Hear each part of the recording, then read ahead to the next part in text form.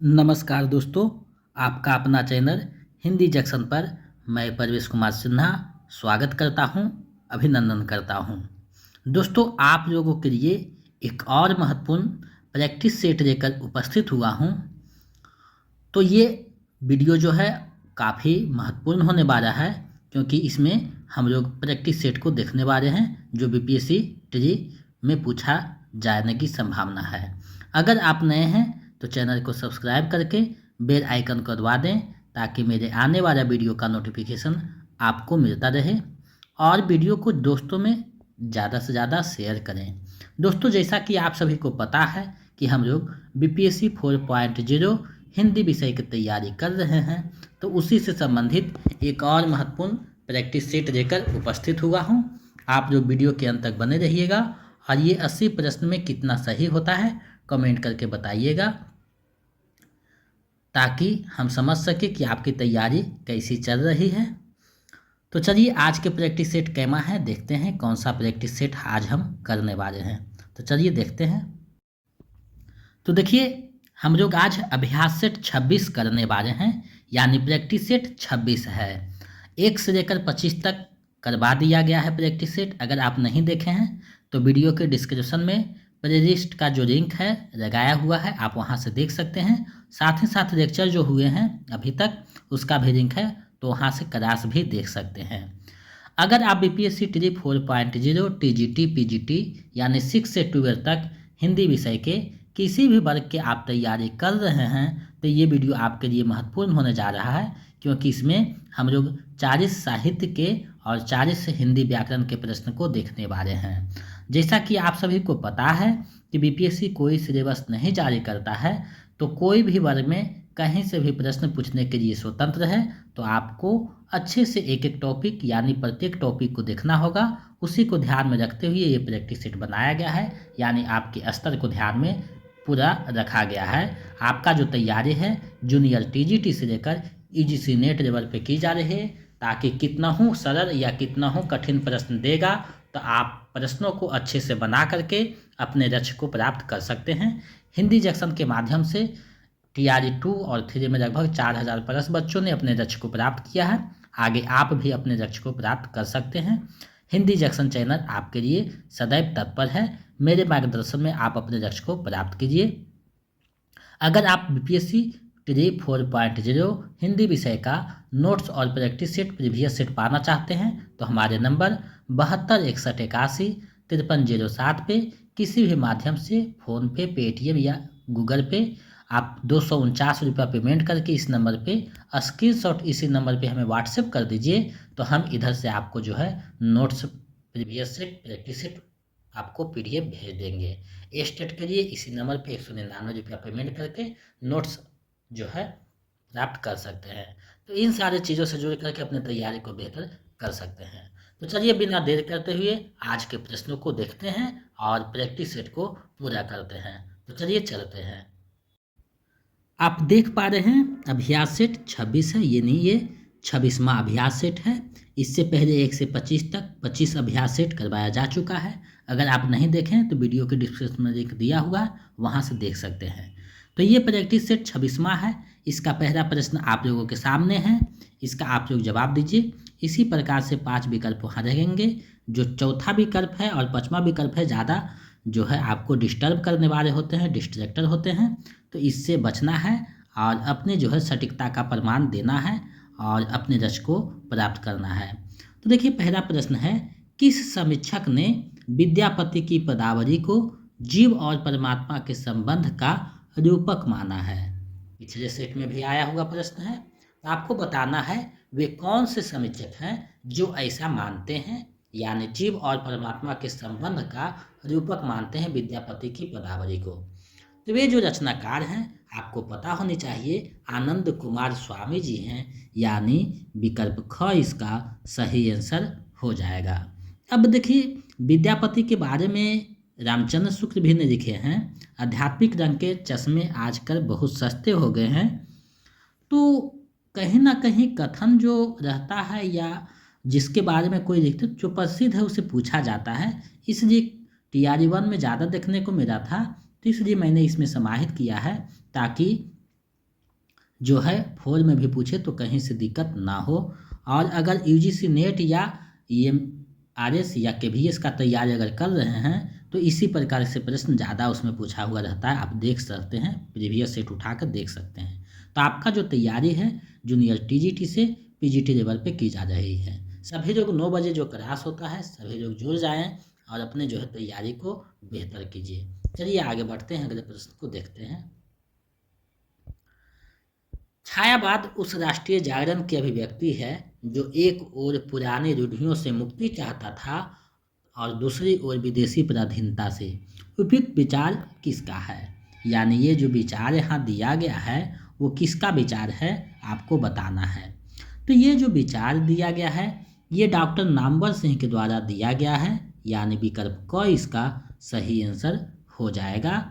Doctor Namvar Singh ने ऐसी बात जो है लिखते हैं छायावाद के संबंध में। तो इसका सही आंसर विकल्प क हो जाएगा। आगे बढ़ते हैं। प्रकाशन वर्ष के अनुसार प्रसाद के काव्यों का सही अनुक्रम में सजाइए। यानी प्रकाशन की दृष्टि से आपको सजाना है कब किसका प्रकाशन हुआ था। तो प्रकाशन की दृष्टि से आपको सजाना है, तो इसके लिए आपको कब किसका प्रकाशन हुआ है याद रखना जरूरी है।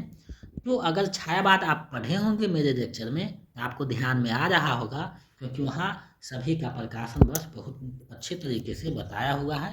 तो आप अगर देखे होंगे तो आपका सही होगा, क्योंकि जब तक याद नहीं रखिएगा उसको तब तक सही नहीं बन पाएगा। तो देखिए इसका जो सही आंसर हो जाएगा, तो सबसे पहले आपको जो है झरना आएगा, इसका प्रकाशन 18 में होता है। उसके बाद जो है आंसू आता है, तो आंसू का जो प्रकाशन वर्ष है वो 1924-25 देता है, ध्यान में रखिएगा। अजहर का 1934 देता है और कमायनी का 1935 देता है। कहीं कहीं 36 भी दिया हुआ है कमायनी का, तो 36 नहीं, ऑथेंटिक जो है 35 ही है। तो इस प्रकार से अगर आप सजाइएगा तो आपको पता चल रहा होगा विकल्प ख इसका सही आ जाएगा। यानी सबसे पहले झरना आएगा, उसके बाद आंसू आएगा, उसके बाद अजहर आएगा, उसके बाद कामायनी आएगा। तो ये आपको दिमाग में रखना है, छायावादी रचना है ये सब। तो विकल्प ख इसका सही आंसर हो जाएगा। आगे बढ़ते हैं।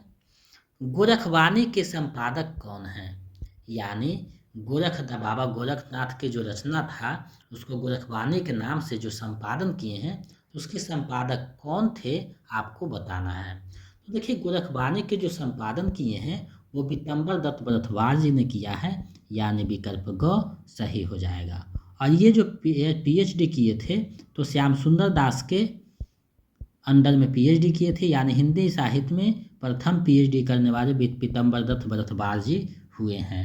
तो ये दिमाग में रखना है, पूछा तो नहीं जाएगा लेकिन ध्यान में रखना है क्योंकि हिंदी के विद्यार्थी हैं। तो विकल्प ग इसका सही आंसर हो जाएगा। आगे बढ़ते हैं। निम्नलिखित में अभिव्यंजनावाद के प्रवर्तक कौन हैं? यानी आपको बताना है इनमें से अभिव्यंजनावाद के जो प्रवर्तक हैं वो कौन हैं। तो अभिव्यंजनावाद के जो प्रवर्तक हैं वो क्रोचे हैं, विकल्प ख सही हो जाएगा।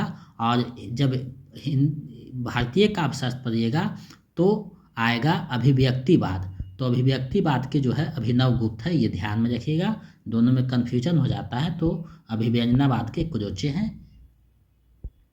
आगे बढ़ते हैं।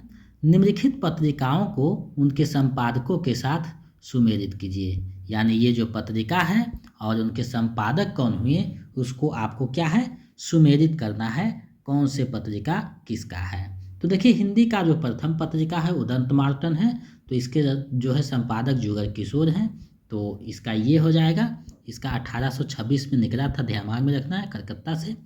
उसके बाद आएगा प्रजा हितैषी, तो प्रजा हितैषी राजा लक्ष्मण सिंह का है। उसके बाद आएगा बनारस अखबार, तो बनारस अखबार जो है राजा शिव प्रसाद सिंह का है। और बारबोधनी जो है भारतेंदु हरिश्चंद्र का है। बारबोधनी जो है महिला को समर्पित पत्रिका है, यानी महिलाओं का स्पेशल पत्रिका था, तो ये भी दिमाग में रखना है। तो देख रहे हैं विकल्प ग इसका सही आंसर हो जा रहा है, यानी क का दूसरा, ख का पहला, ग का चौथा, घ का तीसरा। तो इसका सही आंसर जो है विकल्प ग हो जाएगा। तो ज़्यादा डिटेल में जाएंगे, समय भी ज़्यादा लगेगा, और दूसरी बात है बताने में जो है स्पेस नहीं मिल पाता है। डिजिटल बोर्ड होता तो बहुत अच्छे से पढ़ाते, बताते एक एक चीज़ों को, लेकिन थोड़ा सा समस्या है तो कोई बात नहीं, समस्या में जो अध्ययन होता है ज़्यादा बेटर होता है। चलिए आगे बढ़ते हैं। निम्नलिखित में कौन राम वृक्ष बेनु का पुरी का रेखा चित्र नहीं है? यानी आपको बताना है निम्नलिखित में राम वृक्ष बेनुपुरी का रेखा चित्र कौन सा नहीं है। तो देखिए माटी की मूर्तें, रार तारा, गेहूं और गुलाब, तीनों जो रचनाएं हैं राम वृक्ष बेनुपुरी जी का है, और यहाँ नहीं पूछा है। देखिए होता क्या है कि जब आप एग्जाम में बैठते हैं जब, तो जल्दी जल्दी में नहीं को नहीं पढ़ पाते हैं, तो जिससे क्या है आंसर गलत होने की संभावना हो जाता है। अब रेखा चित्र है या पढ़ रही है, देखिए माटी की मूर्ति, गेहूं गुलाब, उपयुक्त में से एक से नहीं घा बार के चले जाइएगा, तो ये गलत हो जाएगा। कोई भी एग्जाम में आप बैठिए तो सबसे पहले वहाँ देखिए प्रश्न क्या कह रहा है, उसके बाद उसको समझ करके बनाना है। तो देखिए यहाँ नहीं पूछा है, तो तीनों रचनाएं उन्हीं का है, इसका सही आंसर विकल्प अंग हो जाएगा, उपयुक्त में से कोई नहीं, क्योंकि नहीं पूछा है। आगे बढ़ते हैं। प्रयोगवाद को किसने बैठे ठारे का धंधा कहा है? प्रयोगवाद को किसने बैठे ठारे का धंधा कहा है, आपको बताना है। तो बैठे ठारे का धंधा जो कहने वाले हैं वो नंद दुलारी वाजपेयी जी हैं, यानी विकल्प ख सही हो जाएगा। प्रयोगवाद जो है ताल सप्तक से स्टार्ट होता है, जिसके संपादक जो हैं अज्ञे थे। तो अज्ञे ने सफाई दिया है कि प्रयोगवाद के जो कवि हैं राहों के अन्वेषी हैं, लेकिन उसी को जो है नंद दुलारी वाजपेयी बैठे ठारे का धंधा कह करके संबोधित किया है, व्यंग किया है, और जो है आलोचना की है। तो विकल्प ख इसका सही आंसर हो जाएगा। चलिए आगे बढ़ते हैं। संस्मरण और श्रद्धांजलियाँ किसकी रचना है? संस्मरण और श्रद्धांजलियाँ किसकी रचना है, आपको बताना है। तो संस्मरण और श्रद्धांजलियाँ जो रचना है वो रामधारी सिंह दिनकर की रचना है।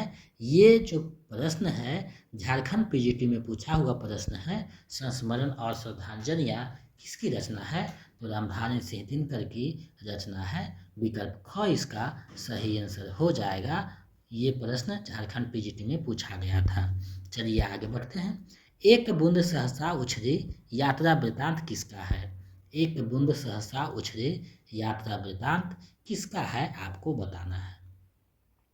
तो देखिए एक बूंद सहसा उछले जो यात्रा वृतांत है अज्ञे का यात्रा वृतांत है। विकल्प ग इसका सही आंसर हो जाएगा। ये यात्रा वृतांत अज्ञे का है, तो विकल्प ग इसका सही आंसर होगा। आगे बढ़ते हैं। हिंदी साहित्य के किस वाद पर मार्क्सवाद का प्रभाव है? यानी आपको बताना है कि हिंदी साहित्य के वह कौन सा वाद है जिसमें मार्क्सवाद का प्रभाव पड़ा है। तो देखिए मार्क्सवाद का जो प्रभाव पड़ा है वो प्रगतिवाद पे पड़ा है, यानी 1936 के बाद जो रचनाएं लिखी गई थी उस पर मार्क्सवाद का प्रभाव है।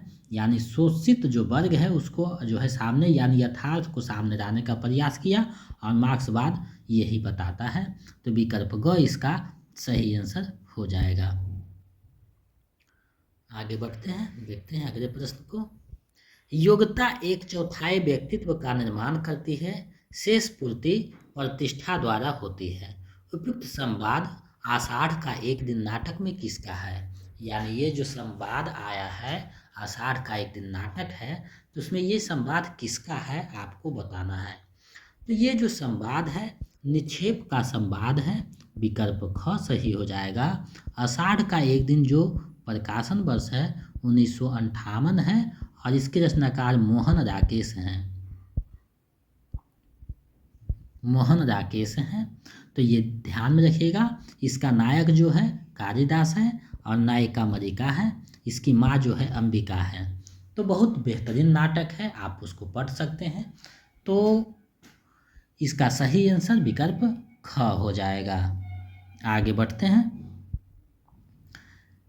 किसी संबंध से बचने के लिए अभाव जितना बड़ा कारण होता है, अभाव की पूर्ति उससे बड़ा कारण बन जाती है। उपयुक्त कथन किस नाटक से ली गई है? यानी ये जो कथन है वो किस नाटक से दी गई है आपको बताना है। यानी किसी संबंध से बचने के लिए अभाव जितना बड़ा कारण होता है, अभाव की पूर्ति उससे बड़ा कारण बन जाती है। उपयुक्त कथन किस नाटक से दी गई है? तो ये जो कथन है ये आषाढ़ का एक दिन नाटक से दिया गया कथन है। विकल्प ख इसका सही आंसर हो जाएगा। इसके रचनाकार मोहन राकेश हैं। चंद्रगुप्त और स्कंदगुप्त दोनों जयशंकर प्रसाद का नाटक है, ये ध्यान में रखिएगा। तो विकल्प ख इसका सही आंसर हो जाएगा। आगे बढ़ते हैं। जब दूसरे के पांव तले अपनी गर्दन दबी हुई है तो उन पांवों को सहराने में ही कुशल है। यह कथन किस उपन्यास में वर्णित है? यानी ये जो कथन है वो किस उपन्यास में है? बहुत बेहतरीन कथन है।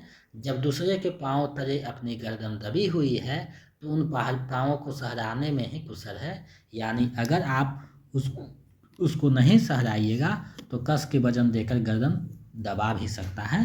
तो ये बातें की गई है। तो किस उपन्यास में ये बात की गई है आपको बताना है। तो ये जो बात है ये गोदान उपन्यास में किया गया है। विकल्प ख सही हो जाएगा। इसके रचनाकार जो हैं प्रेमचंद हैं। और ये बात जो है उसका नायक जो होरी है वही बोलता है। यानी जमींदार साहब जो राय साहब होते हैं उसके बारे में ये कहा गया है। अब देखिए मेरा आचर उपन्यास है तो इसका रचनाकार जो है फणीश्वरनाथ रेणु है, जिसका प्रकाशन 1954 में हुआ था। गोदान का 1936 में होता है।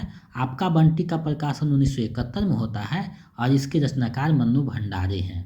तो ये बातें आपको दिमाग में रखना है। यहाँ लगभग 10 प्रश्न आपको एक ही साथ बता दिए हैं। तो थोड़ा सा दिक्कत हो रही है डिजिटल बोर्ड के कारण, वहाँ पे स्पेस ज़्यादा मिलता तो हम अच्छे तरीका से बताते। तो यहाँ थोड़ा सा समय भी नहीं है और जगह भी नहीं हो पाता है बताने में, तो ये समस्याएं हो जाती है। खैर कोई बात नहीं, आप लोग का अगर सहयोग रहा तो डिजिटल बोर्ड भी जल्द हो जाएगा। आगे देखते हैं। धन्य मैं पिता निरर्थक था, कुछ भी तेरे हित ना कर सका, जाना तो अर्थोगम्योपाय, पर रहा सदा संकुचित काय। उपयुक्त पंक्ति किस रचनाकार का है? बहुत बेहतरीन पंक्ति है। तो ये जो पंक्ति है किस रचनाकार का है आपको बताना है। तो ये जो पंक्ति है सूर्यकांत त्रिपाठी निराला जी का है। विकल्प ग सही हो जाएगा। और ये सरोज स्मृति नाम से एक जो है कविता लिखे हैं, शोक गीत सरोज स्मृति, उसी से लिखा गया है, जिसका प्रकाशन 1936 में होता है। प्रथम शोक गीत है, ये भी दिमाग में रखना है। हिंदी साहित्य का प्रथम शोक गीत सरोज स्मृति है, जिसके रचनाकार सूर्यकांत त्रिपाठी निराला हैं, जिन्हें महाप्राण निराला के नाम से भी जाना जाता है। छायावाद के 4 स्तंभों में एक हैं। तो इतनी बातें आपको दिमाग में रखना है। विकल्प ग इसका सही आंसर हो जाएगा। आगे बढ़ते हैं। रामचंद्र शुक्ल ने तुलसीदास के कितने रचनाओं को प्रमाणिक माना है? यानी रामचंद्र शुक्ल ने तुलसीदास की कितनी रचनाओं को प्रमाणिक बताया है वो आपको बताना है। तो देखिए रामचंद्र शुक्ल हिंदी साहित्य के इतिहास में 12 रचनाओं जो है तुलसीदास का उनको प्रमाणिक बताया है। विकल्प ग सही हो जाएगा। अगर आप भक्ति काल पढ़े होंगे तो उन 12 रचनाओं का जो है जिक्र किया हुआ है, वहाँ दिया हुआ है, आप देख सकते हैं। तो इसका सही आंसर विकल्प ग हो जाएगा। और सूरदास के 3 रचनाओं को प्रमाणिक माना है, ये भी दिमाग में रखिएगा। आगे बढ़ते हैं। अमीर खुसरो की रचना खर-इकबारी मुख्यतः है तो क्या है आपको बताना है। तो खर-इकबारी जो मुख्यतः है वो फारसी हिंदी शब्दकोश है। तो विकल्प ख इसका सही आंसर हो जाएगा। अमीर खुसरो की जो रचना है खर-इकबारी फारसी हिंदी शब्दकोश है। विकल्प ख सही हो जाएगा। ये प्रश्न TRE 1 में पूछा हुआ था। आगे बढ़ते हैं। प्रसिद्ध दलित आत्मकथा जूठन का प्रकाशन कब हुआ? जूठन जो आत्मकथा है उसका प्रकाशन कब होता है ये आपको बताना है। बहुत ही प्रसिद्ध आत्मकथा है जूठन, दलित आत्मकथा है। तो इसका प्रकाशन कब होता है? तो 1997 ईस्वी में इसका प्रकाशन होता है। विकल्प ख सही हो जाएगा। और इसके रचनाकार जो हैं ओम प्रकाश वाल्मीकि जी हैं। ओम प्रकाश वाल्मीकि जी हैं। 1997 में इसका जो है प्रकाशन होता है, यानी विकल्प ख इसका सही आंसर हो जाएगा। आगे बढ़ते हैं। पंडित सहर्षत बखानई देहहि बुद्ध बसंत ना जानई। उपयुक्त पंक्तियाँ किसकी है, यानी ये जो पंक्ति है किसकी है आपको बताना है। तो ये जो है सरहप्पा का पंक्ति है, विकल्प क सही हो जाएगा। यूजीसी नेट में पूछा हुआ ये प्रश्न है। आगे बढ़ते हैं। निम्नलिखित में रामचंद्र शुक्ल का निबंध कौन नहीं है, यानी कौन सा रामचंद्र शुक्ल का निबंध नहीं है आपको बताना है। तो देखिए रामचंद्र शुक्ल का जो निबंध है भाव और मनोविकार है, श्रद्धा और भक्ति भी है, कविता क्या है ये भी है। तो तीनों रचनाएं हैं और यहाँ नहीं पूछ रहा है, तो उपयुक्त में से कोई नहीं, यानी विकल्प वो सही हो जाएगा। उपयुक्त में से कोई नहीं, तो इस प्रकार से भी प्रश्न पूछा जाएगा। पांचवा विकल्प आपको डिस्टर्ब करेगा, तो उससे आपको बचना है। प्रकाशन वर्ष के अनुसार नाटकों का सही अनुक्रम सजाइए, यानी नाटकों का सही अनुक्रम क्या होगा वो आपको बताना है कि कौन सा सही अनुक्रम रहेगा। तो देखिए नाटक आप पढ़े होंगे, आपको पता है स्कंदगुप्त 28 में हुआ था। ध्रुव स्वामी जो है उसका जो प्रकाशन वर्ष है ध्रुव स्वामी का वो 33 है, सबसे अंतिम है। चंद्रगुप्त का 1931 है। अजातशत्रु जो है 1926-27 देता है। तो अगर आप देख रहे होंगे तो विकल्प क इसका सही आंसर हो जाएगा, यानी पहले जो है आपका अजातशत्रु आएगा, उसके बाद जो है स्कंदगुप्त आएगा, उसके बाद जो है चंद्रगुप्त आएगा, उसके बाद अंतिम में जो है ध्रुव स्वामी आएगा, क्योंकि सबसे अंतिम में ये लिखा गया था। तो विकल्प क इसका सही आंसर हो जाएगा। आगे बढ़ते हैं, अगले प्रश्न को देखते हैं। शुद्ध प्रेम मार्गी सूफी कवियों की शाखा में सबसे प्रसिद्ध जायसी हुए, जिनकी पद्मावत हिंदी काव्य क्षेत्र में एक अद्भुत रत्न है। जायसी और उनकी पद्मावत के बारे में उपयुक्त विचार किसका है, यानी जायसी और उनकी जो रचना है पद्मावत उसके बारे में ये जो बातें हैं कौन कहते हैं आपको बताने हैं, किसने ये बात कहा है। तो ये बात जो कहने वाले हैं रामचंद्र शुक्ल जी हैं। विकल्प ग सही हो जाएगा, इन्होंने ही ऐसी बातें की है। तो विकल्प ग इसका सही आंसर हो जाएगा। आगे बढ़ते हैं। फोर्ट विलियम कॉलेज कलकत्ता के संबंध में कौन सा कथन सही नहीं है, यानी कौन सा कथन सही नहीं है आपको बताना है। देखिए नहीं पूछा है तो सोच समझ के बनाइएगा। इसकी स्थापना 1800 ईस्वी में हुई थी, बिल्कुल सही बात है। इस कॉलेज के प्राचार्य जॉन गिलक्राइस्ट थे, ये भी सही बात है। आधुनिक भारतीय भाषाओं की जानकारी नहीं दी जाती थी, ये गलत है। आधुनिक भारतीय जो आज भाषा है उसकी जानकारी दी जाती थी, तो यहाँ नहीं होना चाहिए, तो नहीं ही पूछ रहा है, तो विकल्प ग इसका सही आंसर हो जाएगा। तो इस तरीक़ा से आपको प्रश्न पूछा जा सकता है। तो अच्छे से प्रश्न को पढ़िएगा, समझिएगा, उसके बाद बनाइएगा, ताकि एक एक नंबर आपका झोले में आ सके और मेरिट बनने में कोई परेशानी ना हो। चलिए आगे हम लोग बढ़ते हैं, अगले प्रश्न को देखते हैं। मनोविश्लेषण का सिद्धांत किसका जो है आपको बताना है कि ये जो सिद्धांत है वो किसका है। देखिए कभी कभी प्रश्न जो पूछा जाता है उसमें अधूरे प्रश्न रहते हैं, तो उसको आपको समझना है। तो मनोविश्लेषण का सिद्धांत किसका है ये आपको बताने हैं। तो मनोविश्लेषण का जो सिद्धांत है फ्रायड का मनोविश्लेषण है, ये आपको ध्यान में रखना है। विकल्प को सही हो जाएगा। आगे बढ़ते हैं। भरत मुनि के नाट्य शास्त्र में कितने रसों की चर्चा हुई है। तो भरत मुनि के जो नाट्य शास्त्र है उसमें 8 रस का जो है चर्चा किया गया है, यानी विकल्प ख सही हो जाएगा। और अभी तो जो है 10-11 रस हो गए हैं, तो यहाँ 8 रस को जो है चर्चा किया हुआ था भरत मुनि के नाट्य शास्त्र में, तो विकल्प ख सही हो जाएगा। आगे बढ़ते हैं अगले प्रश्न की तरफ। निम्नलिखित दर्शनों और उनके प्रवर्तकों को साथ जो है सुमेलित कीजिए, यानी यहाँ देखिए उनका दर्शन है और उसके प्रवर्तक हैं, तो आपको जो है सजाना है कि कौन सा जो है किसका संस्थापक हैं, प्रवर्तक हैं, आपको ये बातें जो है बतानी है। तो देखिए उत्पत्तिवाद जो है भट्टरोदक का है, उसके बाद भुक्तिवाद आता है भट्टनायक का है, उसके बाद अभिव्यक्तिवाद जो है अभिनवगुप्त का है, अनुमितिवाद शंकुक का है। तो इस तरीका से अगर आप मिलाइएगा तो विकल्प ख सही हो जाएगा, क का तीसरा, ख का चौथा, ग का पहला, घ का दूसरा, तो विकल्प ख सही हो जाएगा। तो देखिए सिलेबस अगर बीपीएससी नहीं जारी करता है तो कहीं से भी प्रश्न पूछने के लिए स्वतंत्र है।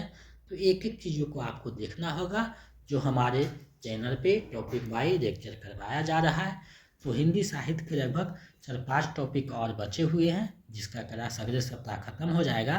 उसके बाद व्याकरण के जो टॉपिक हैं उसको हम लोग देखेंगे और साथ ही साथ जो है प्रैक्टिस सेट भी करेंगे।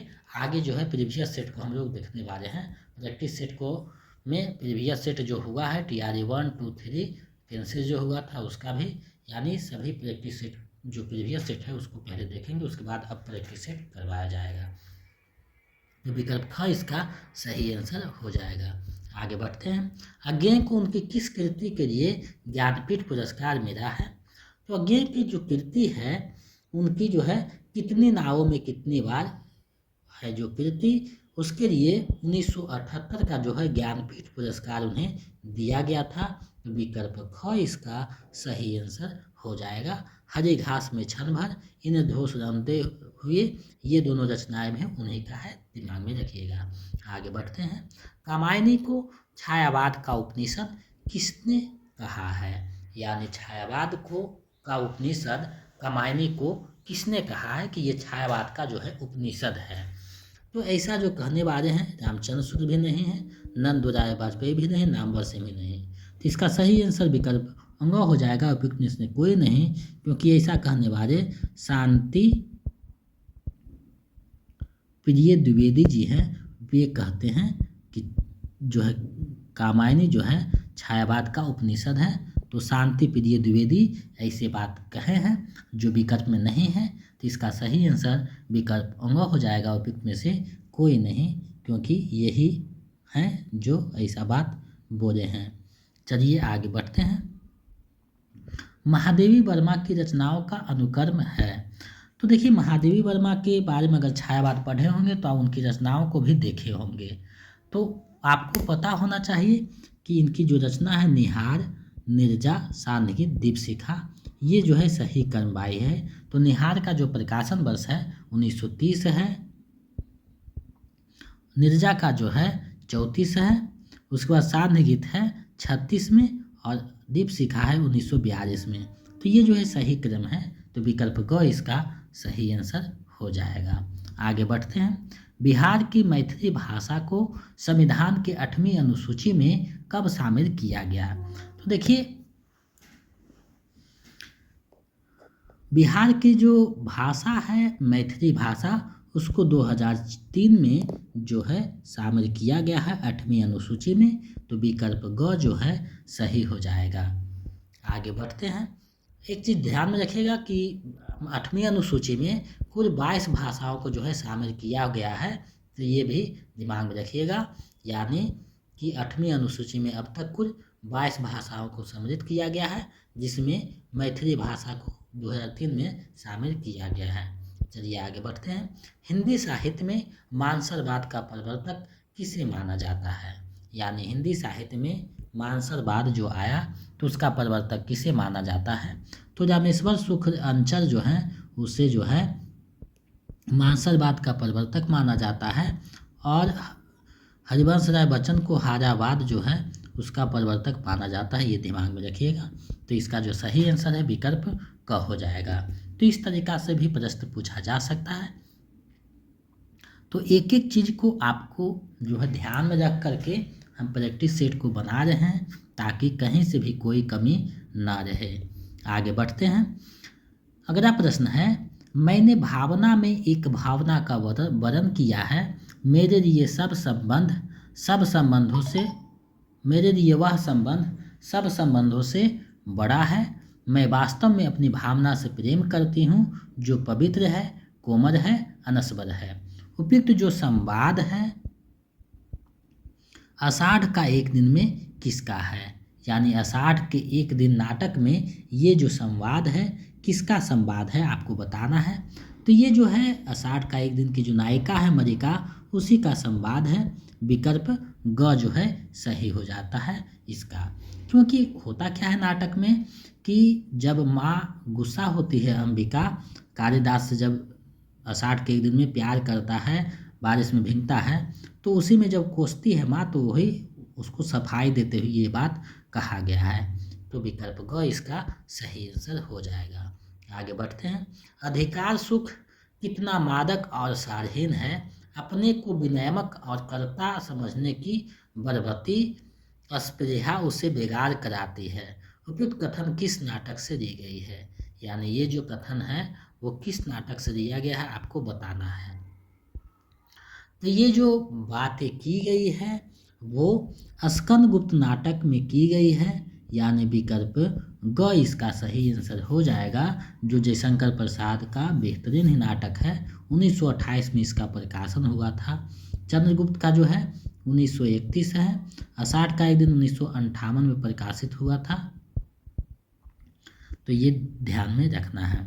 आगे बढ़ते हैं। औरत को भगवान सब कुछ दे, रूप ना दे,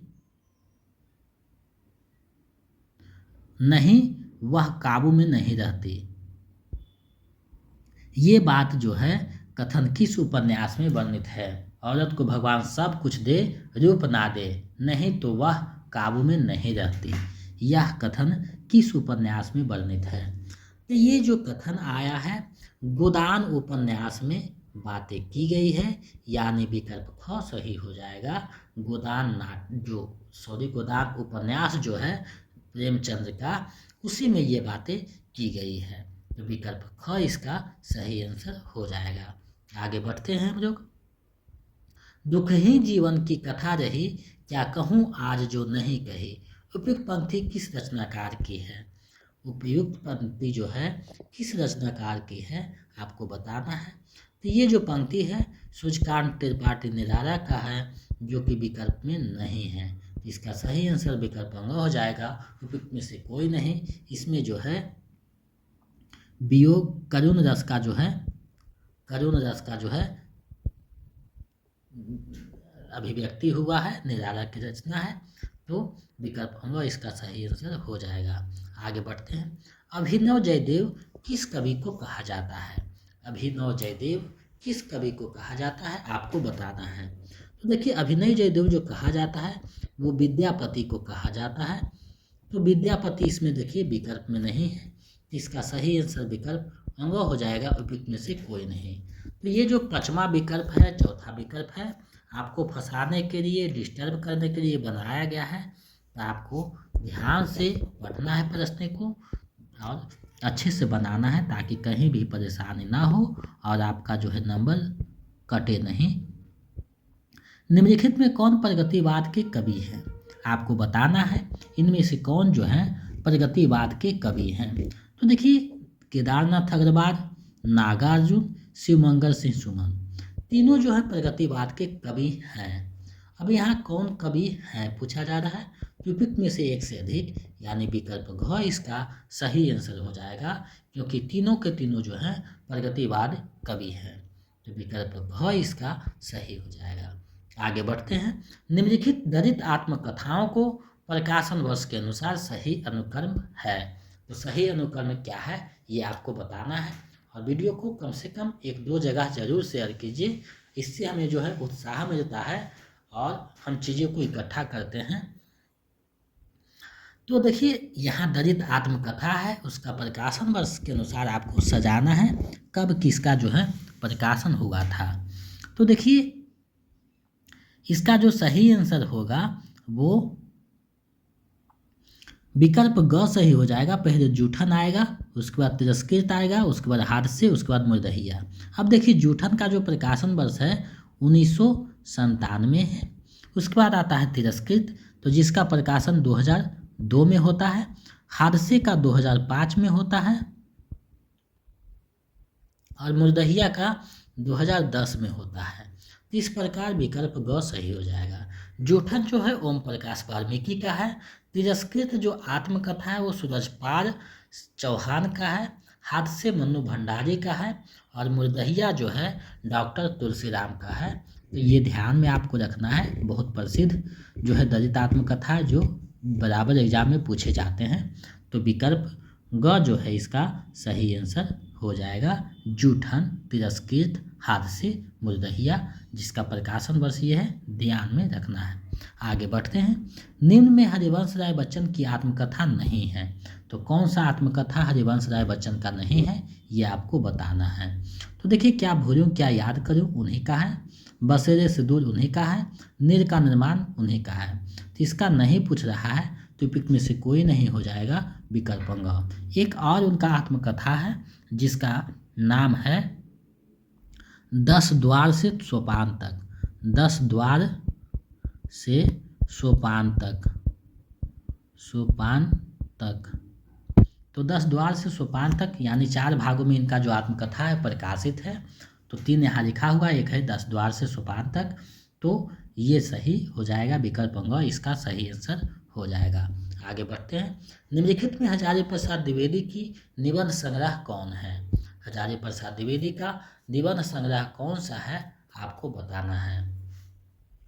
तो हजारी प्रसाद द्विवेदी का जो की जगह का होगा, हजारी प्रसाद द्विवेदी का निबंध संग्रह कौन सा है, आपको बताना है। तो देखिए, विचार प्रवाह, विचार और वितर्क, आलोक पर्व, तीनों जो है उन्हीं का निबंध संग्रह है। इसका सही आंसर विकल्प घ हो जाएगा। उपयुक्त में से एक से अधिक। नाखून क्यों बढ़ते हैं, अशोक के फूल, शिरीष के फूल, ये सब इनके जो है बहुत प्रसिद्ध निबंध भी हैं। तो ये ध्यान में रखना है। तो हिंदी साहित्य के जो 40 प्रश्न थे उसको हम लोगों ने देखा। अब जो है व्याकरण के प्रश्न हैं उसको हम लोग देखते हैं। तो चलिए आगे बढ़ते हैं। शुद्ध शब्द है। अब देखिए, यहाँ शुद्ध शब्द कौन है, आपको बताना है। तो देखिए, शुद्ध शब्द जो है अनाधिकार, इस प्रकार से लिखा जाएगा, यानी विकल्प ख जो है सही हो जाएगा। तो अगर आप हिंदी की तैयारी कर रहे हैं तो एक व्याकरण की पुस्तक होनी चाहिए, क्योंकि शुद्ध शब्द, विपरीतार्थक शब्द, पर्यायवाची शब्द, तत्सम शब्द, देशज, विदेशज, ये सब को सिलेबस में नहीं बांधा जा सकता है। तो आपके पास एक कोई भी प्रकाशन की किताब होनी चाहिए जिससे आप तैयारी अच्छे ढंग से कर सकें। अनुराग में कौन सा उपसर्ग है। अनुराग जो शब्द आया है उसमें कौन सा उपसर्ग है, तो अनु जो राग यानी अनु उपसर्ग आया है इसमें, विकल्प ख सही हो जाएगा। आगे बढ़ते हैं। महान है जो आत्मा का समास है। महान है जो आत्मा, तो इसका कौन सा समास हो जाएगा, तो अभी भाव समास, सॉरी, यहाँ जो है कर्मधारय समास हो जाएगा। जो सो आदमी जो भी आएगा बीच में, ये जो है कर्मधारय का जो है पहचानने का नियम है। तो विकल्प ग सही हो जाएगा। महान है जो आत्मा, महात्मा जिसे कहा जाता है, महात्मा, तो ये कर्मधारय समास है। इसका विग्रह जो है महान है जो आत्मा यानी महात्मा। तो महात्मा कर्मधारय समास है। विकल्प ग इसका सही आंसर हो जाएगा। चंद्रमा का पर्यायवाची शब्द है। तो चंद्रमा का पर्यायवाची शब्द कौन सा है, तो आदित्य, सारंग, राकेश, तीनों जो है चंद्रमा का पर्यायवाची शब्द है। तो विकल्प घ जो है सही हो जाएगा। आगे बढ़ते हैं। जहाँ रोगों का मिलन हो वाक्य खंड के लिए एक शब्द होगा। तो जहाँ रोगों का, आदमियों का मिलन हो उसे कहा जाता है सम्मेलन, यानी विकल्प ख जो है सही हो जाएगा। आगे बढ़ते हैं। खटाई में पढ़ना मुहावरे का, थोड़ा सा टाइपिंग मिस्टेक हुआ है। खटाई में पढ़ना मुहावरे का सही जो अर्थ है वो क्या हो जाएगा, खटाई में पढ़ना, यानी इसका जो सही अर्थ है झमेरे में पढ़ना, यानी विकल्प क इसका सही आंसर हो जाएगा। आगे बढ़ते हैं। अजायब घर कैसा शब्द है, तो अजायब घर जो शब्द है वो विदेशद शब्द आया है, विदेशी शब्द है। विकल्प ख जो है सही हो जाएगा। पंकज, जरज आदि किस प्रकार के शब्द हैं, थोड़ा सा कोमा होगा।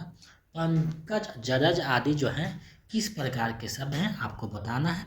तो ये जो है योग रूढ़ शब्द हैं, यानी विकल्प ग इसका सही आंसर हो जाएगा। तो व्याकरण के जो टॉपिक पढ़ेंगे तो एक एक चीज़ों को वहाँ भी हम लोग देखेंगे। तो आपको ये चिंता नहीं करना है कि ये सब टॉपिक हम नहीं पढ़े, तो व्याकरण के बारे में जब पढ़िएगा तो ये चीज़ें समझ में आने रहेगा, तो कोई बात नहीं है। धीरे धीरे हम लोग 1 सप्ताह के बाद व्याकरण वाली चीज़ों को स्टार्ट करेंगे, यानी उसमें सारी चीज़ों को देखेंगे। चलिए आगे बढ़ते हैं। जो स्त्री सूर्य भी ना देख सके, वाक्यांश के लिए एक शब्द क्या होगा? जो स्त्री सूर्य भी ना देख सकते, उसके लिए एक शब्द होगा असूर्यम्पस्या, यानी जो स्त्री सूर्य को ना देख सके उसके लिए ये शब्द आएगा। विकल्प ख सही हो जाएगा। बच्चे गाना गा चुके हैं, इस वाक्य में मुख्य क्रिया की पहचान कीजिए। यानी मुख्य क्रिया जिसके अंत में ना हो, गाना, हंसना, जाना, रोना, पहनना, ठहरना, यानी ये सब जो है मुख्य क्रिया होते हैं। तब इसमें मुख्य क्रिया क्या है बताना है। तो बच्चे गाना गा चुके हैं, इसमें गा जो है मुख्य क्रिया है, तो विकल्प ग जो है सही हो जाएगा। गा चुके हैं यानी गाना गा चुका है, तो विकल्प ग इसका सही हो जाएगा। हिमालय का सही संधि विच्छेद होगा, तो हिमालय का जो सही संधि विच्छेद होगा वो क्या होगा आपको बताना है। इसका सही संधि विच्छेद होगा हिम जोड़ आर्य, यानी विकल्प ख इसका सही आंसर हो जाएगा। आगे बढ़ते हैं। गगन चुंबी, यहाँ थोड़ा सा टाइपिंग मिस्टेक, गगनचुंबी, तो गगनचुंबी का जो सही संधि विच्छेद है वो क्या है आपको बताना। सॉरी, गगनचुंबी में कौन सा समास होगा? गगनचुंबी में कौन सा समास होगा? तो इसमें जो है तत्पुरुष समास आएगा, विकल्प ख सही हो जाएगा। तन पर नहीं रत्ता, पान खाए अरबत्ता, जो कुक्ति का सही अर्थ होगा। तो जो कुक्ति ये जो है क्या होगा इसका? झूठा दिखावा करना, यानी पान तन पर नहीं रत्ता, पान खाए अरबत्ता, यानी विकल्प ख सही हो जाएगा। थारी का बैगन जो कुक्ति का क्या अभिप्राय है? थारी का बैगन जो कुक्ति का क्या अभिप्राय है? तो सिद्धांतहीन व्यक्ति, जिसे थारी पर का बैगन बोला जाता है, यानी सिद्धांतहीन व्यक्ति होना, विकल्प क इसका सही आंसर हो जाएगा। जिस छंद में 4 चरण और प्रत्येक चरण में 16 मात्राएं होती है वह कहलाता है, तो उसे क्या कहा जाता है आपको बताना है। तो वह कहलाता है क्या? चौपाई कहलाता है। चारों चरण में 16-16 पद रहेंगे तो चौपाई कहा जाएगा, विकल्प ख सही हो जाएगा। मैंने राधा के लिए कपड़े खरीदे, इस वाक्य में कौन सा कारक है आपको बताना है। इसमें जो कारक है संप्रदान कारक है, यानी विकल्प ग इसका सही आंसर हो जाएगा। छप्पै किन 2 छंदों का मिश्रण है? तो छप्पै जो मिश्रण है जोरा और उदर्रा का जो है मिश्रण है, विकल्प ग सही हो जाएगा। आप छंद वाले टॉपिक नहीं पढ़े हैं तो मेरे चैनल पे लगभग सभी टॉपिक पिछले TRE 2 में पढ़ाए थे, वहाँ है, आप वहाँ भी देख सकते हैं। आगे बढ़ते हैं। अंबर और अंबार युग्म का सही अर्थ क्या है? तो अंबर मतलब होता है आकाश, अंबार एक फल का नाम है, तो विकल्प ग सही हो जाएगा। पुरातन शब्द में कौन सा उपसर्ग है आपको बताना है। पुरातन जो शब्द है उसमें कौन सा उपसर्ग है? तो पुरातन जो शब्द है उसमें उपसर्ग आएगा, पूरा उपसर्ग आएगा, यानी विकल्प क इसका सही आंसर हो जाएगा पूरा। आगे बढ़ते हैं। जसोदा हरि पारने झुरावे, हररावे दुर्रावे महरावे, जोई सोई कछु गावे, उपयुक्त पंक्ति में कौन सा रस है? यानी ये जो पंक्ति है इसमें कौन सा रस आया आपको बताना है। तो देखिए माँ और बच्चे के बीच जो है बातें की गई है, तो यहाँ माँ प्रेम देखिए 2 रूप में आता है, एक श्रृंगारिक प्रेम होता है, एक वात्सल्य प्रेम होता है। तो जहाँ पति पत्नी प्रेम प्रेमिका का बात हो तो वहाँ श्रृंगार रस आएगा, लेकिन जहाँ माँ बेटे पुत्री पिता ये सब का जो चित्रण होता है तो ये जो है वात्सल्य रस में आता है, यानी विकल्प ख सही हो जाएगा। आगे बढ़ते हैं। नैतिक किस प्रत्यय के योग से बना है? तो नैतिक में जो प्रत्यय आया है वो इक प्रत्यय आया है, यानी इक प्रत्यय, तो विकल्प ग इसका सही आंसर हो जाएगा। अहिंसा का विलोम शब्द क्या होगा? तो अहिंसा का जो विलोम शब्द होगा वो हिंसा हो जाएगा, यानी विकल्प क सही हो जाएगा। निम्नलिखित में कौन सा वाक्य शुद्ध है? तो शुद्ध वाक्य आपको पहचानना है। आपका काम आप खुद करो, अपना काम होगा, तो ये गलत है। बेरोजगारी सबसे बड़ी समस्या है, बहुत सही बात है, विकल्प ख इसका सही हो जाएगा। इनमें कौन सा वाक्य अशुद्ध है? तो अशुद्ध वाक्य आपको पहचानना है। तो हाथ को जेब में रखो, बिल्कुल सही है। अभी कहीं नहीं अभी कहीं नहीं जाना है, बिल्कुल सही। मैंने कहीं नहीं जाना, ये गलत है। मुझे कहीं नहीं जाना, ऐसा रहता तो सही हो जाता। तो विकल्प जो ग है सही हो जाएगा, अशुद्ध है। आगे बढ़ते हैं। जहाँ जहाँ सिंचाई की व्यवस्था है वहाँ वहाँ फसलें खूब पैदा होती है, वाक्य है। तो कैसा वाक्य है आपको बताना है। तो ये जो है मिश्र वाक्य है, विकल्प ख सही हो जाएगा। आपके दोस्त में से कौन साथ देगा? रेखांकित वाक्य में पदबंध है। यहाँ देखिए रेखांकित नहीं हुआ है, इस यहाँ जो है यहाँ तक रेखांकित रहेगा। तो आपके दोस्त में से कौन साथ देगा, ये जो है रेखांकित वाक्य में कौन सा पदबंध है आपको बताना है। तो इसमें जो पदबंध आएगा वो सर्वनाम आएगा, यानी आपके आ जा गया जखन ये तो सर्वनाम का काम कर रहा है, तो विकल्प ख सही हो जाएगा। निम्न में कौन सा तत्सम शब्द है? तो तत्सम शब्द कौन सा है आपको बताना है। सियार तद्भव है, बंदर तद्भव है, हस्ती तत्सम है, तो विकल्प ग सही हो जाएगा। ऐसे शब्द जो संस्कृत और प्राकृत से विकृत होकर हिंदी में आए उसे क्या कहा जाता है आपको बताना है। तो उसे कहा जाता है तद्भव, यानी संस्कृत का बिगड़ा हुआ रूप तद्भव शब्द कहा जाता है, विकल्प ख सही हो जाएगा। और संस्कृत से हूबहू आ जाता है तो तत्सम हो जाता है, अब विदेश से आता है विदेशज हो जाता है। भोजन करने की इच्छा, इस वाक्य के लिए एक शब्द होगा, तो जिसे भोजन करने की इच्छा होता है उसके लिए है बुभुक्षा, यानी विकल्प क सही हो जाएगा। आगे बढ़ते हैं। निम्नलिखित में किस वाक्य में सकर्मक क्रिया है? तो किस वाक्य में सकर्मक क्रिया आया है? तो आपको सीधा सीधी पता चल रहा है, राहुल ने केला खाया, सकर्मक क्रिया है। गाड़ी चलती ये तो जरूरी है, वह जाती ये तो क्रिया, तो यानी विकल्प क सही हो जाएगा। अब जो है हम लोग गद्यांश को देखने वाले हैं। आपको बार बार बताते हैं कि गद्यांश का बस एक ही नियम है, जिसका चर्चा है, जिसके बारे में कहता है, जो कहा गया है उसी को आंसर करना है, अपने मन से कुछ इसमें नहीं समाना है। तो चलिए सबसे पहले हम लोग गद्यांश को पढ़ते हैं। प्रेम की भाषा शब्द रहित है, नेत्रों की कपोरों की मस्तक की भाषा भी शब्द रहित है, जीवन का तत्व भी शब्द से परे है, सच्चा आचरण प्रभावशील आचरण स्थिति संयुक्त आचरण न तो साहित्य के लंबे व्याख्यानों से गढ़ा जा सकता है, न वेदों की श्रुतियों के मीठे उपदेश से, न अंजेश से, न कुरान से, न धनचर्चा से, न केवल सत्संग से। जीवन के अरण्य में घुसे हुए पुरुष के हृदय पर प्रकृति और मनुष्य के जीवन के मौन आख्यानों के यत्न से सुनार के छोटे हथौड़े की मन मन चोटों की तरह आचरण का स्वरूप प्रत्यक्ष होता है। अब देखिए यहाँ ये जो है गद्यांश है। अब इससे संबंधित जो प्रश्न है उसको देखते हैं। तो प्रेम की भाषा है, तो आपको पता है ज्ञान रहित है, अर्थ रहित, ऐसा नहीं, शब्द रहित जो है चर्चा किया गया है, तो विकल्प ग सही हो जाएगा। अपना मन से कुछ नहीं, जो कहता है उसी के अनुसार आपको जवाब देना है। अरण्य का शाब्दिक अर्थ क्या है? तो अरण्य मतलब होता है जंगल, तो इसका शाब्दिक अर्थ ग हो जाएगा, जंगल। यत्न से आशय है, तो यत्न करना मतलब प्रयास करना, विकल्प ख सही हो जाएगा। इस गद्यांश में किसकी महिमा का वर्णन है? इसमें किसकी महिमा का वर्णन किया गया है आपको बताना है। इसमें जो वर्णन हुआ है आचरण की महिमा का वर्णन हुआ है, विकल्प क सही हो जाएगा। प्रस्तुत गद्यांश का उपयुक्त शीर्षक होगा, तो इसका जो जीवन कारण ऐसा नहीं है, सच्चा आचरण बिल्कुल सही बात, प्रेम की भाषा ऐसा नहीं है, आचरण पे जोर दिया गया, तो विकल्प ख सही हो जाएगा। अब जो है अगले गद्यांश है उसको हम लोग पढ़ते हैं। अब लोग हम अंतिम की ओर आ रहे हैं, तो गद्यांश को पढ़ते हैं, इससे संबंधित प्रश्न को देखेंगे। पूंजीवाद समाज में लेखक, पुस्तक और पाठक के बीच बाजार आ गया है।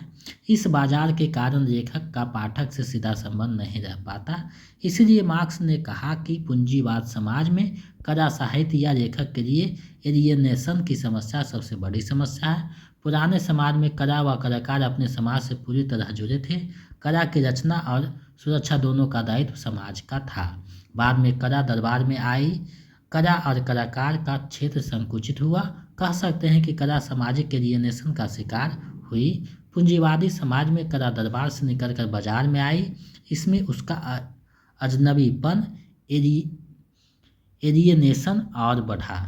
अब देखिए एलियनेशन पे जोर दिया गया है, कला और कलाकार पे जोर दिया गया है। पूंजीवाद के में उसको जो है समाहित करके देखा गया है।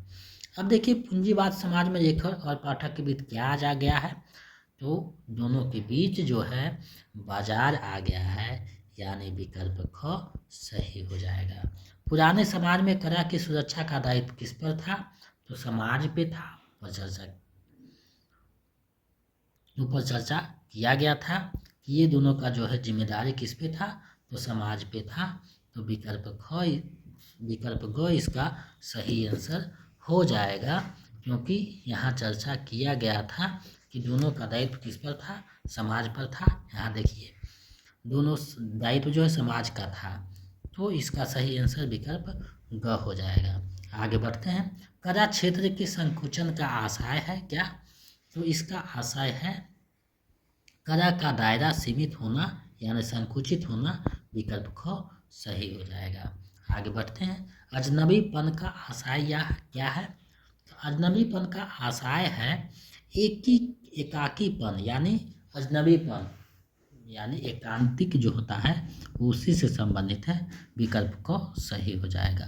प्रस्तुत गद्यांश का उपयुक्त शीर्षक क्या होगा, तो इसका उपयुक्त शीर्षक हम लोग दे सकते हैं कला में पूंजीवाद ऐसा नहीं है, पूंजीवाद समाज में कला, ये बिल्कुल बेजोड़ है। विकल्प ख सही हो जाएगा। दरबारी साहित्य ऐसा नहीं, तो विकल्प ख इसका सही हो जाएगा। तो आज मैंने अभ्यास सेट 26 करवाया। इसमें 80 प्रश्न में आपका कितना सही हुआ है हमें कमेंट करके बताइए, ताकि हम समझ सकें कि आपका तैयारी बेहतरीन चल रहा है। साथ ही अगर बीपीएससी DRE 4.0 का नोट्स पाना चाहते हैं तो मेरा नंबर 72 61 81 53 07, इस पे आप 249 रुपया किसी भी माध्यम से गूगल पे, फ़ोन पे, पेटीएम पेमेंट कीजिए और उसका स्क्रीनशॉट लेकर हमें इसी नंबर पे व्हाट्सएप कर दीजिए। तो हम इधर से आपको जो है PDF, practice set, previous set आपको उपलब्ध करवा देंगे। आप उसको किसी भी माध्यम से प्रिंट करवा के या जैसे मन हो पढ़ सकते हैं। अगर आप स्टेट का पाना चाहते हैं तो इसी नंबर पे 199 रुपया पेमेंट कीजिए और उसका स्क्रीनशॉट भेज दीजिए। तो इन सारी चीज़ों से जुड़ करके अपने तैयारी को बेहतर कर सकते हैं। अगर मेरा नोट्स और प्रैक्टिस सेट आप रखते हैं तो अलग से कोई भी हिंदी के लिए पुस्तक लेने की आवश्यकता नहीं है। साथ ही साथ जो क्वालिफाई पेपर जो 22 नंबर हिंदी पूछा जाता है वो भी आपका क्लियर हो जाएगा, उसके लिए अलग से पढ़ने की आवश्यकता नहीं है। तो इन सारी चीज़ों से जुड़ करके अपनी तैयारी को बेहतर कर सकते हैं। तो हिंदी जंक्शन आपका जो है सहयोग करता है। लगभग TRE 2-3 में 4000+ बच्चों ने इसके माध्यम से सफलता पाया है। आगे आप भी प्राप्त कर सकते हैं। तो हिंदी जंक्शन पे बने रहिए, अपने तैयारी को कीजिए और कोई भी प्रैक्टिस सेट है 2 बार, 3 बार, 4 बार, 5 बार, जितना बार आपको हो सके बनाइए, क्योंकि आप जब जितना बनाइएगा उतना आपका जो है अच्छा साबित होगा तैयारी में। और आपके स्तर के अनुसार प्रैक्टिस सेट यहाँ करवाया गया है। किताबें जो मार्केट में है अगर बनाना चाहते हैं तो भी लेकर के बना सकते हैं, मना नहीं करेंगे। लेकिन खुद सोचिए कि इतना प्रैक्टिस सेट जब हो जाएगा, लगभग 50 हम लोग करेंगे, जिसमें प्रीवियस सेट भी शामिल होगा, तो धीरे धीरे हम लोग करते जाएंगे, आपका तैयारी बेहतर होता चला जाएगा। तो मेरे साथ इतना देर तक बने रहने के लिए बहुत बहुत धन्यवाद। ऐसे ही आप जो है सहयोग करते रहें और आपकी जो सफलता होगा तो मेरे पे निर्भर है। हम अच्छे मार्गदर्शन करेंगे तो आपकी सफलता जो है मिलने की चांस बढ़ जाती है, और आपकी सफलता ही हमारी सफलता है। तो आप मेरे साथ बने रहिए, हिंदी जंक्शन चैनल पे अध्ययन करते रहिए, दोस्तों को भी बताइए और जो है तैयारी को बेहतर कीजिए। अगर नए हैं तो चैनल को सब्सक्राइब करके बेल आइकन को दबा दें, ताकि मेरे आने वाला वीडियो का नोटिफिकेशन आपको मिलता रहे। मिलते हैं एक नए वीडियो में। बहुत बहुत धन्यवाद। जय हिंद।